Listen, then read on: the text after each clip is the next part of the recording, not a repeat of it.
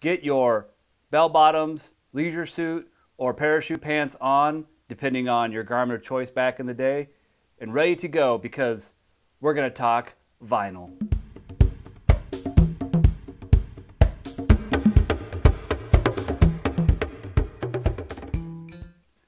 Well, hello YouTube, Chris the Frugal Audiophile with you again here today. Got another episode of Hindsight Reflections for you, and today's mug of choice is this cup. This is a Bears mug. Now, I'm not really a Bears fan, I'm more of a Packers fan, but this I think is the oldest item that I have in my house, you know, outside of like the actual building itself. But this is the oldest item I think I own, and this is from 1989. So when we're talking vinyl, we're talking some history here. We're talking back in the day. I thought that I should pull out my Bears mug, and I have again my low acidity coffee. I believe this is the Artisan brand that the company offers. If I remember, I'll link to it. But it tastes kind of weird, maybe because the mug's like 30 years old and I haven't used it in like 20 some years. But anyway, today I want to talk about vinyl. And to kind of go along with the theme, I've got my retro shirt on. This is not from like the 70s or 80s. This is what we used to wear back in the 90s, and I got my baggy pants on, or at least as baggy as I still own. I've kind of gotten rid of a lot of those super baggy pants we used to wear. All I would need was be a pair of Doc Martens, and we'd be, you know, good to rock out in the 90s. So this is kind of like the decade that I grew up in. I remember impacted me the most as far as culture is concerned, and certainly music. In my childhood, that would be the 90s. And we're going to talk a little bit more about my childhood as we go through this video. As I said, today we're going to talk about vinyl. And I got some records here for you. I'm going to get rid of that one because I think it's kind of glaring. So this is the newest one that I just picked up. Leave it up there for you. This is Fleetwood Mac Rumors, a very iconic album. And it's one that I'm excited to get. I just unboxed it today, so I haven't listened to it quite yet. So to begin this video, what I want to talk about is what I don't like. I figured that I would end on some more positive notes, so we're going to begin by talking about what I don't like about vinyl. And the first thing is, compared to digital music and even CDs, it's very tedious.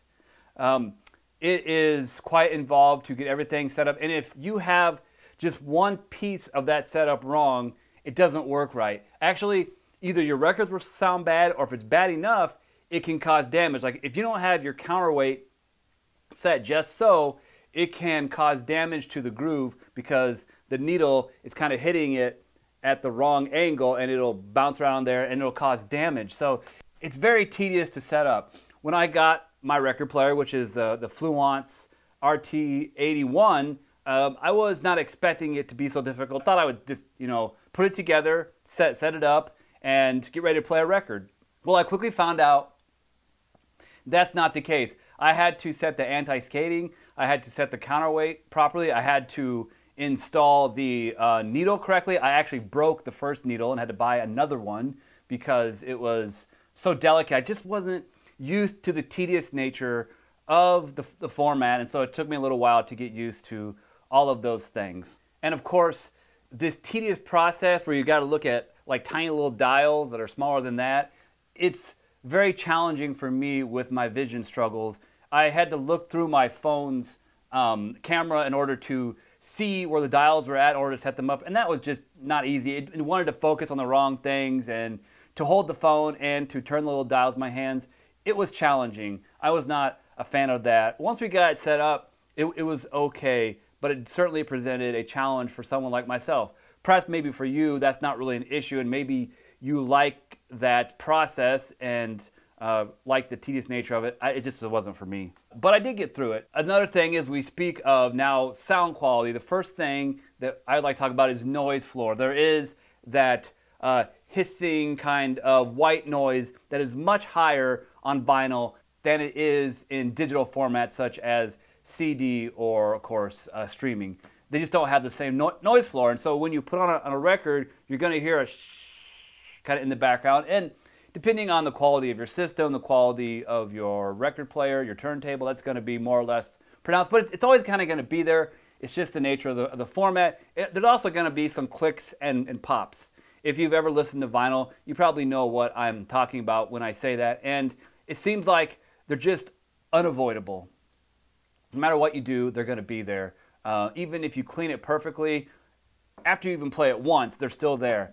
In here, we have this Chicago album, their greatest hits, one of my favorite albums of all time. And this album is brand new. And when I put it on the record player, it still had some of those same clicks and pops. It was certainly better than, say, this older Chicago record that I got in a lot of 3 on eBay for like $8 shipped. This, I can tell, it's got some more damage. It's been played more times. The corners are kind of bent on the album cover here, but the disc too inside of it, the vinyl, it's in worse condition, and it sounds worse than the brand new greatest hits record. That's just the nature of the hobby. And after each play, the sound quality of a vinyl record, it degrades just ever so much. And so over a period of time, it causes wear and tear on the record. And those things are going to be more and more noticeable the longer you own the album. Which kind of brings me to the discussion of cost. And today, albums, whether new or used, are 2 to 3 times more expensive than what they used to be just even like 5, 6, 7, 8 years ago, because the interest in vinyl has risen over the past, I don't know, decade or so. And even younger people are really getting into it, which I think is great, but that also means demand has gone up. And of course, we know when demand goes up with a limited supply, that raises prices up as well. And so we have seen that occur with vinyl. And a record that you could have purchased like 8, 10 years ago for $3 or $4, now it's going to cost you 10 or 12 bucks. That Chicago album that I first had out here, their greatest hits, it was $22 new. The Fleetwood Mac one that I have here, this one, because this is such a popular album, that one was I think it's $18.99 used, and I haven't played yet to see what kind of condition it is in. I bet 10 years ago you could have got that album for $5 or $6. So that's just the way the prices have gone. So it has become a little bit more expensive of a hobby. And the final thing that I want to talk about is how you are limited to the selection of albums that you own. When I pull out my phone and I look at Apple Music, I have choices of thousands upon thousands of albums and artists that I can pick from. But with my vinyl collection, you know, I'm limited to the 20-some records that I own. And some may say that's not necessarily a bad thing. And I don't know if I disagree with that. I think that we have a content overload in our culture today. And sometimes we don't quite cherish it the way we should. Albums, artists, they don't mean as much to us as they used to when we had to go out and buy the album. And in the beginning, we may just own one album of that particular artist band. We'd play it over and over again, and we would really enjoy it and get to know the music. Now we have this content overload, and I don't think we just have the same appreciation of music that we used to. But that's really kind of another story, and maybe I'll talk about that in another Hindsight reflection. But you are going to be limited to the albums that are on your shelf. That's kind of somewhere in between good and bad. So that will bring us in now to what I do like about collecting vinyl. And also, along with collecting, I should include in that playing, because I'm not just talking about collecting here. I'm not collecting these albums for the most part for them to sit on a shelf, or here I have this Victrola record box that I bought a few weeks ago, and I just don't want them to sit in here and collect dust. I got these records to play them and actually enjoy the music. So we're not just talking about collecting something that's on your shelf. I'm also talking about the whole process of playing and enjoying our vinyl records in this discussion today. So let's talk about what I do like. And the first thing I'm going to talk about is ritual. There is a ritual to playing these records. You have to get out the record, pull it out of its sleeve, take it out, clean it. Most of the time it has to be cleaned, at least dusted a little bit, depending on how long it's been sitting on your shelf. You have to open the dust cover of the record player. You have to put the record on the platter, set the tone arm, cue everything up, and then turn on the record player, and it just starts playing. And there's no like really player pause, at least on my turntable. Once I turn on the speed selection, it goes and it starts playing, and you have to make sure that you're actually in the right groove, and it'll do so. So there is like this ritual to it that you have to do. And for me, I find that fun. I find that nostalgic and relaxing. I'm going to talk about those things further down in the video, but I enjoy that process. Some people, they'd rather do it the new way, pull out their phone and a couple of taps and they're there and the music is queued up and ready to go.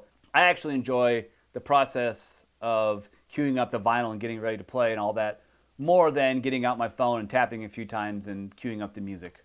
So that kind of brings me to my next point, in that this is a very tactile process. It's a very tactile format. I have albums here that I have to look through in this box, and I can kind of scroll through and say, oh, hey, yeah, I want to listen to this one today. I want to listen to some ABBA. So I'll take it and I pull it out, open it up, pull out the album. Here it is. This one actually is missing its dust cover, but this is really in mint condition. A friend of mine gave this one to me for helping them with the project. So, and then I have to go and put it on the record player, and it's all very tactile. And I like that. I like sensory processes, that I can actually feel it and hear it and smell it. I mean, some of these, they smell like they came from the 70s, like they came from your grandpa's basement, something like that. And I love all of that, how all that kind of works together. It's a very engaging process for myself. Some people, they could care less, but I like the tactile nature of the hobby.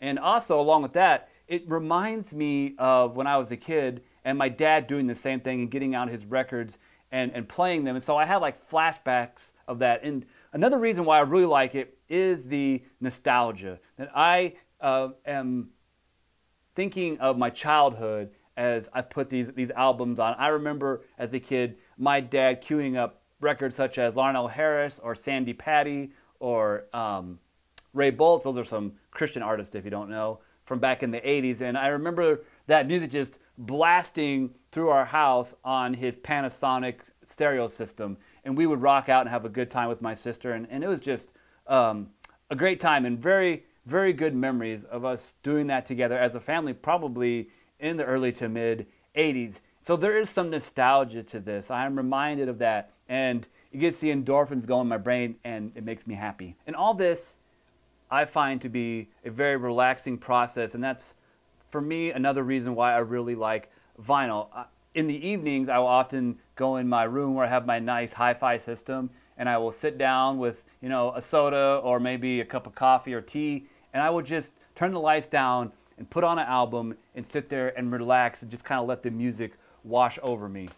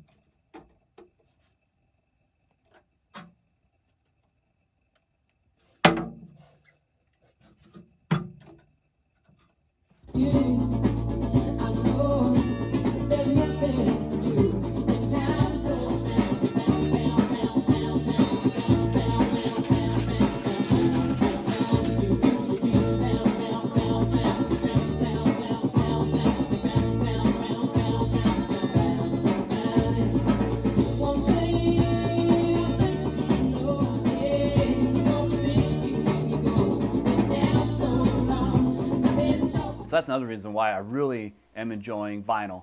And finally, I want to talk about the hunt. Today, you can find some vinyl in stores brand new. As I said before, it's pretty expensive, but to find some of your favorite albums from days gone by where you don't want to pay, $30, $40, even $100 for them still in their shrink wrap, it gets pretty expensive, and it can really add up. And so there's this hunt. Whether that is thrift stores, garage sales, it is just from friends who might have vinyl they want to get rid of, or it's eBay. You're going to have to go on a hunt for some of these things, especially if you want to track down a good deal. And I love hunting for deals. That's why I had this channel, because it's all about being frugal and finding deals. I love that process. I have purchased some albums on eBay for brand new at full price. I think the most expensive one that I've purchased so far was that Chicago album, their greatest hits. That was $22 shipped. So not terrible, but certainly more than a compact disc would ever cost, and more than I ever paid for anything else. But you get the album, you get the liner notes, you get the sleeve, you get the record, all that along with it. So it's pretty cool. It's not just like you're paying for a digital file that you never really see anything except for album cover the size of a postage stamp on your phone. You actually get something tactile in return for that. So I enjoy that, and I enjoy hunting for these things. For me, that's fun. I really appreciate Melinda Murphy's channel. If you've not checked that out, I really encourage you to do so. And she has some great videos on vinyl and on vinyl collecting, and she just talked about, you know, how the cost of vinyl has gone up over the past few years. That's where I got some of my information from. And she was stating in there how now you have to hunt for deals on records, and you're still going to be paying more than you would have, you know, a few years ago, but there is this process associated with it, which I find enjoyable. Maybe you don't. Maybe you just want to go a few clicks on your smartphone and you got the music playing in, you know, glorious HD quality. That's great. I like to do that too. I do that quite often, but there's just something that kind of sets the vinyl process apart for me and why I really like it. And so that's why I am enjoying it. And I think we as audiophiles, we can enjoy all types of formats for what each of them offers. So the final thing I like about vinyl is the sound. I'm not going to say sound quality, because I don't know if it's necessarily a quality sound, although there are certain qualities to it. But I describe vinyl, at least in my setup with my Fluence RT81, Aperion speakers, Denon receiver, and Emotiva amp, I call it's a very rich and warm sound. It definitely is rolled off on the high end. Not that the high end is not there, but it's certainly rolled off, especially compared to a digital file, which can be very detailed. Vinyl has a roll-off, but there is still some bass there. Vocals come through, they're very warm. They're not like glaring and sharp. They're not fully detailed, but they're very smooth, and I find it to be enjoyable. You do not put on a vinyl record to find the epitome of sound quality and to, you know, hear everything that happened with the artist, the musicians, the singer, nor to hear everything that happened in the studio. The sound quality, the fidelity is just not there. You put it on to sit down, to relax, and just to enjoy some of your favorite music as it sounded back in the day when much of it was first produced. And so there's a difference there, but I think it's an enjoyable difference. So that brings me to my conclusion regarding vinyl. And the first thing is, it is a much different process than playing digital music, even CDs, which is really a digital format. And so it's much different. It's much more involved. I just talked about all the ways in which it is involved and the process, and how tactile it is, how tedious it can be. But I think all of those things are what makes it great. And they're why I am really enjoying everything about this vinyl collecting hobby that I just started, you know, a few months ago. I started this past summer, and I think that's what sets it apart. It's different, much different than digital music. The sound quality is not quite there, but at the same time, there's just something that is wonderful about the hobby. Now, it can be a little challenging for someone like myself with my visual issues, because as I was talking about before, just some of the tedious processes that have to occur, especially in that initial setup. I do have friends that can help me with that, and as we call them in my world, sighted helpers that can help me with that process. I actually did most of it by myself using my smartphone. Smartphones are great. So anyway, I can find tools to get around that, but it does present a bit of a challenge. Nevertheless, I still find the whole experience very engaging and relaxing. So are you a vinyl collector? What are your thoughts on it? Do you agree or disagree with all of my reflections in this episode today? Well, I thank you so much for watching this video. This was a fun one to make. As you can tell, I'm really getting a lot of enjoyment out of this new vinyl hobby I have started. I hope you enjoyed it as well. If you did, please check out my Patreon and buy me a cup of coffee. I really would appreciate your support, as I would like to maybe turn this whole YouTube thing into somewhat of an income for me. We will see if that happens. Also, I am going to run a 500 subscriber contest. I am getting so close to 500 subscribers. I think the last time I checked, I was at like 460 some. So we are so close. If you have not yet subscribed, please do so. And once I get at or near that 500 subscriber mark, I am going to run a contest. I think I have an idea of what I'm going to give away, but we will see. I'm still thinking through all of that, but it's going to be something nice. It's not going to be something real expensive, but it's going to be something nice, and I think people will appreciate it. So stay tuned for that. Please comment, rate, and subscribe on this video. And remember, frugal doesn't necessarily mean cheap.